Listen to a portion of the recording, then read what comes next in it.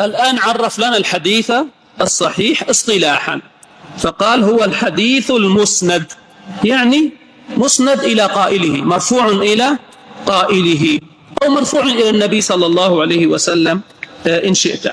الذي ما هو؟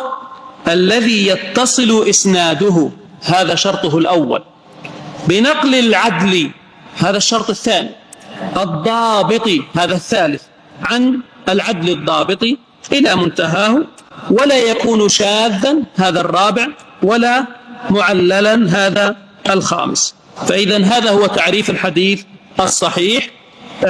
الحديث المسند الذي يتصل إسناده بنقل العدل الضابط عن مثله إلى منتهاه ولا يكون شاذا ولا معللا. اختصر ذلك السيوطي في الألفية، قال حد الصحيح مسند بوصله.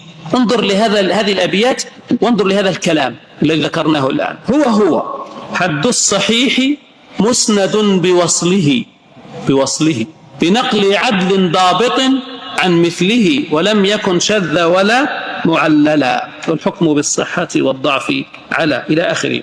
فإذا هذا هو تعريف الحديث الصحيح.